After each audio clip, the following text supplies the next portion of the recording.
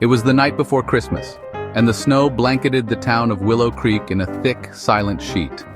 The festive lights twinkled on rooftops, and the scent of cinnamon and pine filled the air. But for 17-year-old Eric and his younger sister Lily, this Christmas Eve would be one they would never forget, one they would wish had never happened.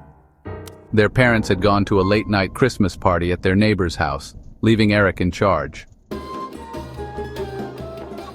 "We won't be long," their mother had assured them. "Lock the doors and don't open them for anyone." Eric nodded, confident that nothing could go wrong. It was just another cozy Christmas Eve. He and Lily curled up on the couch, watching old holiday movies while sipping hot cocoa. The fireplace crackled warmly, casting flickering shadows across the living room. Then, at exactly 11:45 p.m., there was a knock at the door. "Mom and Dad?" she asked, glancing at Eric. Eric frowned. Their parents had keys. Why would they knock? Another knock followed, slow and deliberate. He hesitated, creeping toward the window, careful to stay hidden behind the curtains. Peeking out, he saw a figure standing just beyond the porch light. The person wore a Santa suit, but something about it was wrong. The red was too dark, almost brownish, and the fur trim was matted with something that looked like dried mud, or worse. The figure's head tilted slightly, as if sensing Eric's gaze. Then it spoke. "Santa, vo, ho, ho, ho." The voice was raspy, like someone struggling to speak through a damaged throat. Eric stepped back, his pulse pounding. "Lily, go to your room," he whispered urgently. "What? Why?" "Just go now." But before Lily could react, the knocking turned into violent pounding. The door rattled on its hinges. Eric rushed to grab his phone, but there was no signal. The Wi-Fi had disconnected too. A chilling realization hit him. Someone had cut them off. Suddenly the pounding stopped. Silence crept through the house. Even the fireplace seemed to dim. Then, scratching. Not from the door, but from the chimney. Lily screamed as soot began to fall from the fireplace, scattering onto the rug. Eric grabbed her hand and ran toward the stairs, dragging her up to his room. He slammed the door shut and locked it, shoving his dresser against it for good measure. Downstairs, something heavy landed on the floor. Thud, then the sound of slow, deliberate footsteps. "Eric, what's happening?" Eric didn't answer. He pressed his ear against the door, heart hammering. The footsteps stopped at the base of the stairs. "Lily." Eric's breath caught in his throat. How did it know her name? Bang! The bedroom door shuddered as something slammed against it. The dresser shifted slightly.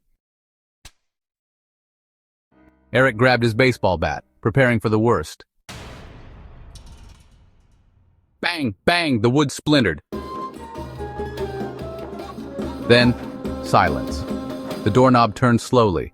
The lock clicked undone on its own. The door creaked open an inch, revealing darkness beyond. And then, laughter, low, guttural, and inhuman. Eric didn't hesitate. He grabbed Lily and yanked her toward the window. They had to get out. They had to... Crash! The door burst open, and a figure lunged into the room. Eric saw a glimpse of its face, pale, gaunt, hollow eyes sunken into black pits.